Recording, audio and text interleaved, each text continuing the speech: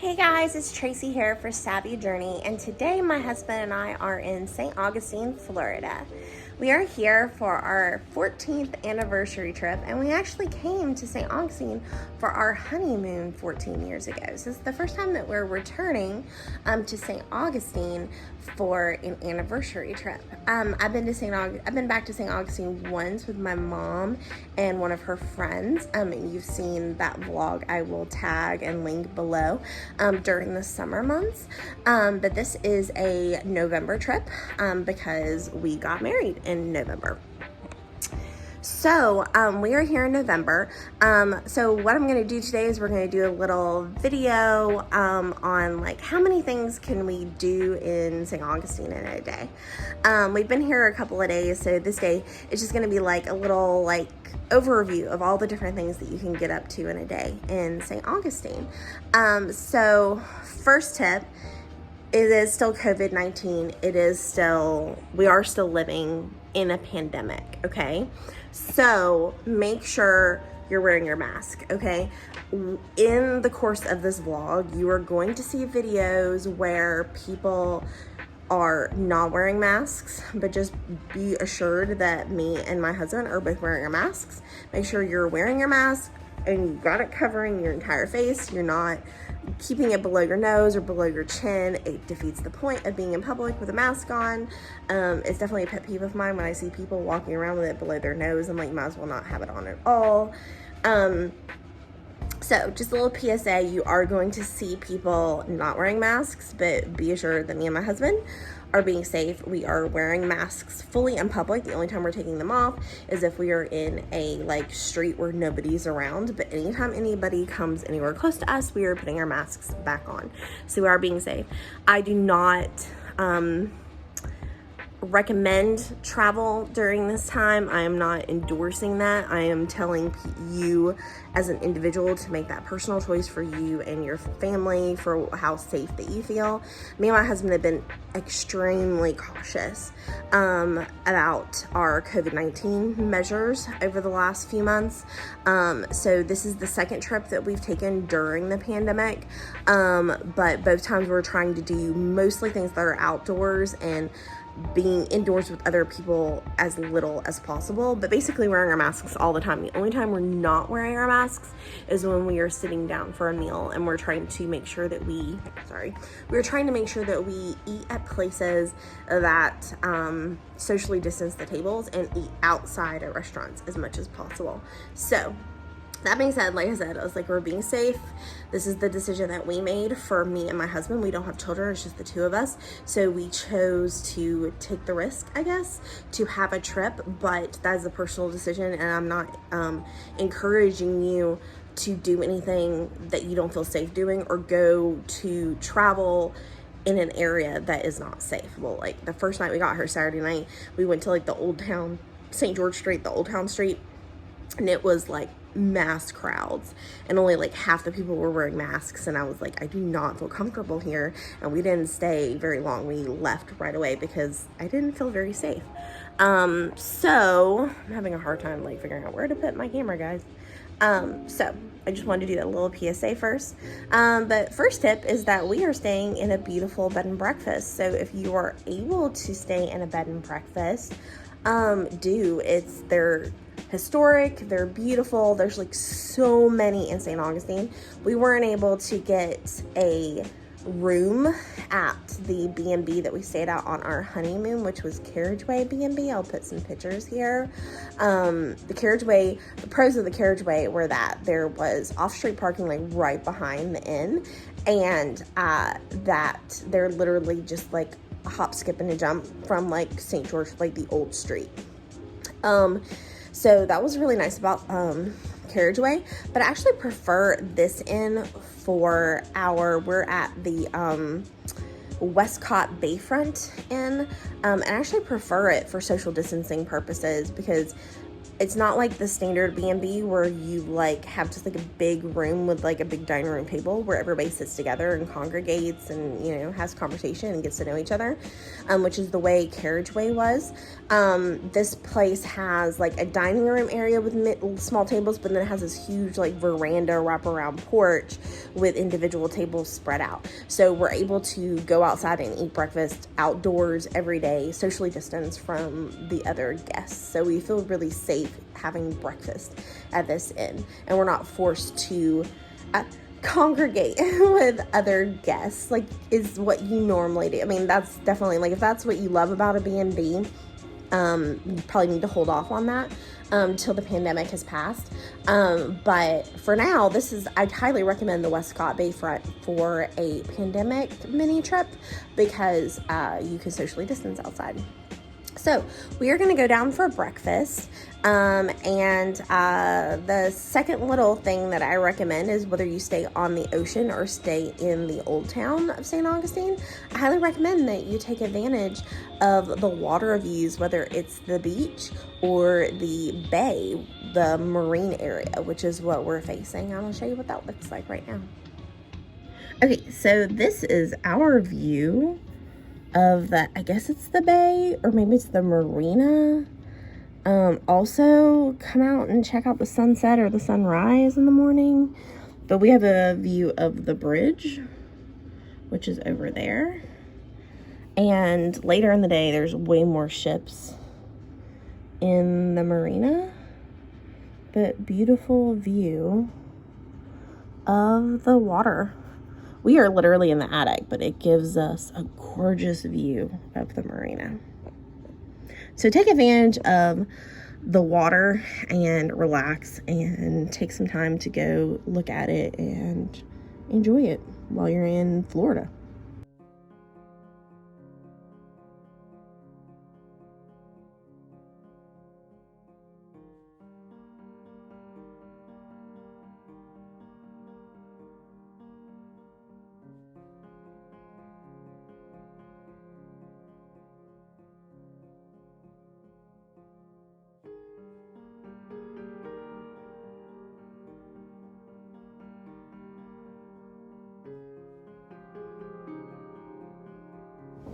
Okay, here we go.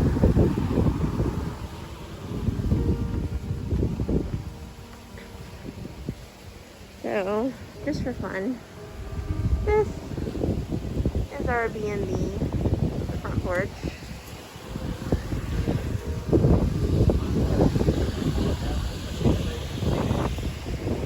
And you can't see our room, but we're like way up at the top where that little point is, like we're in the attic. So, yeah. Alright, let's go this way first.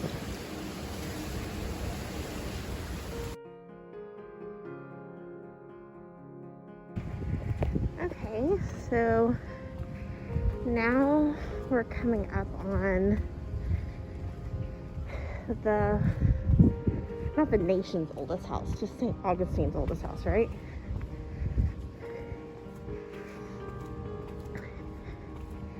Which we toured yesterday. It was really cool. So you're touring this building right here, like the first and second floor, and then the grounds.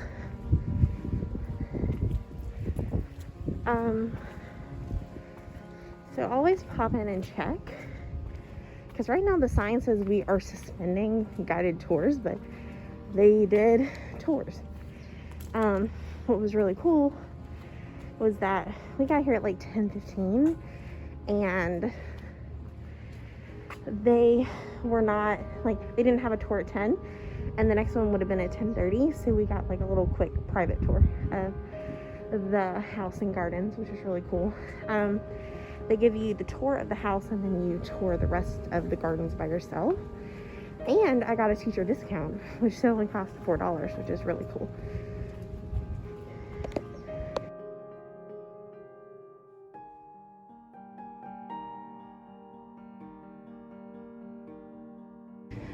All right, another fun tip is something that me and Kevin did yesterday, I believe, is you can do these walking tours of St. Augustine, which are just self-guided walking tours.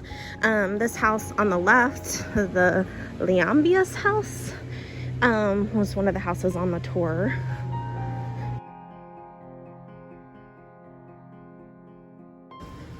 But the tours are just self-guided. It's just an app that you download onto your phone and then follow the directions. I will say that the one, I think it's Florida tours that I downloaded, the directions were amazing. So definitely pay attention to the map, where the points are located on the map, because that's probably the best way to keep track of like where things are, because the actual directions weren't very good. And we missed a couple of things and then found them later. But really fun, easy way to just take a walking tour of the back streets, the old city of St. Augustine.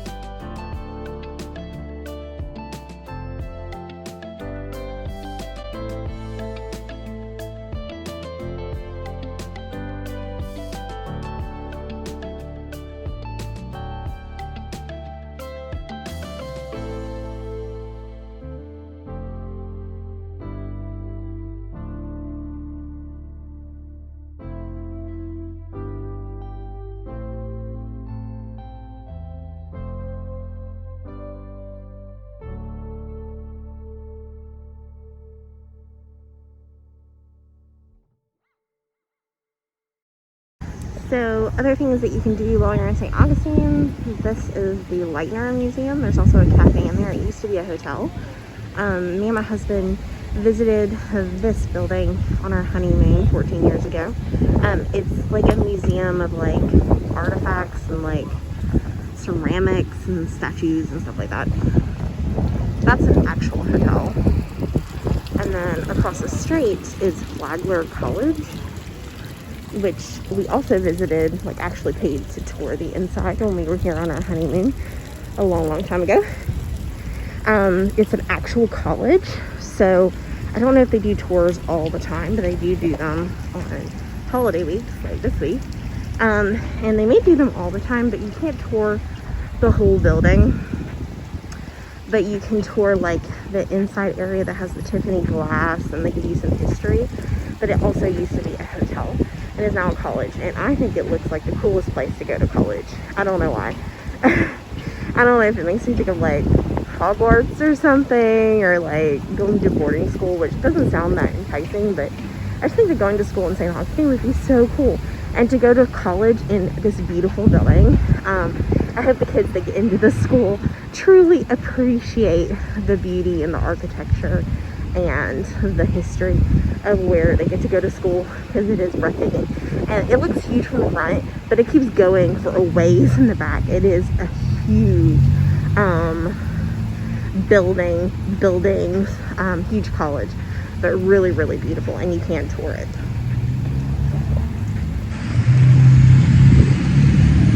So another quick tip, another quick tip, and whenever you're coming to Florida, and I tell you that guys this in my Walt Disney World guides as well, always check the weather. When we were here 14 years ago in St. Augustine in November, it was like frigidly cold and we were wearing our winter coats the entire time. On this trip, it's like very warm. It's like low 60s, high 70s, not wearing coats. So always check the weather, and then always be prepared for rain. There was only like a 10 to 20% chance of rain the entire week, and we had like torrential downpours like all day on Sunday. And Sunday we couldn't really do all the things that we wanted to do. Like we wanted to go to the we did go to the lighthouse, and it kind of got ruined because it rained so much, and we weren't able to go up to the top of the lighthouse because of the rain. So just always be prepared for rain, and always double check the weather report. Never assume it's going to be a certain temperature in Florida, because you never know. But it is a gorgeous day.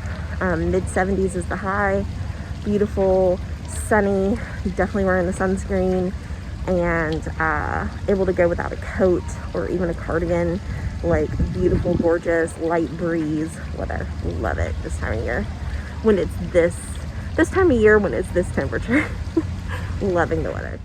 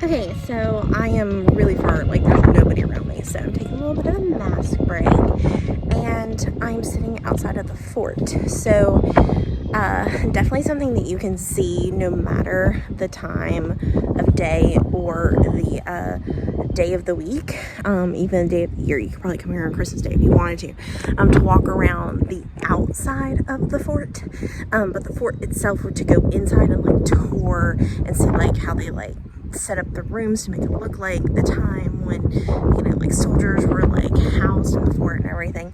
To see the inside of the fort and to walk across the drawbridge and everything, you have to come Wednesday through Sunday. So it's not open on Monday and Tuesday. We're here on Tuesday, so we can't actually go inside of the fort, but we're able to walk around the outside and see the views and all the walls and everything, and it's really pretty. And you can walk under the drawbridge and go out to like the Coquino like little beach area. So really beautiful views and breathtakingly beautiful to see the outside of the fort, but you can't go inside the fort if you come on Monday or Tuesday. You have to come Wednesday through Sunday. I think 9 to 5 I think are the hours to see the inside of the fort. It's still really beautiful and worth a visit even if you come on a Monday or Tuesday.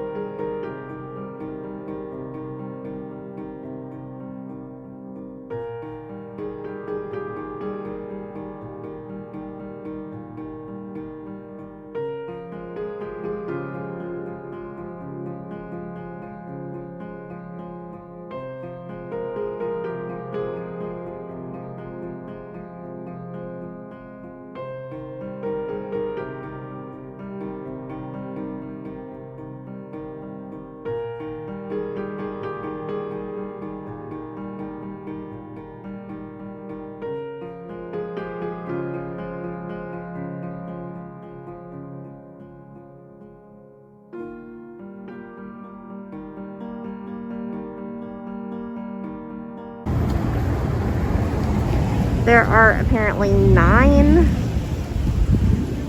of these kissing trees. And it's basically what kind of tree, Kevin? Is it an oak tree? Yeah. It's the bigger tree wrapped around a palm tree.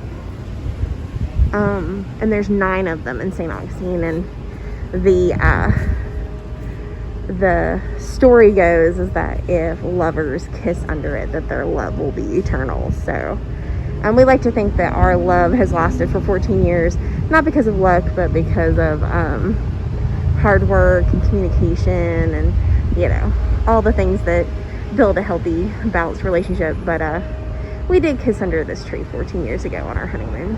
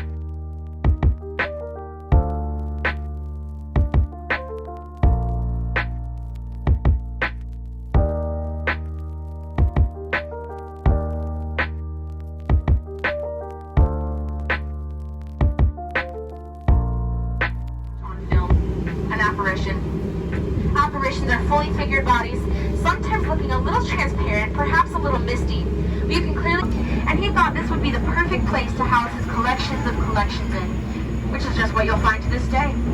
Those who knew him best knew him as O.C., and they knew O.C. was a little strange. Of course, he had a pretty bad hoarding habit, but he was also very unlucky in love. Do you think he's really buried there? Greatest thoughts, of course. You know, between you and me, I think maybe they honored his request a little more, buried him a little bit closer to Mae West. There's a very conveniently placed fountain, but I don't know. I do also want to tell you about the energy of this building.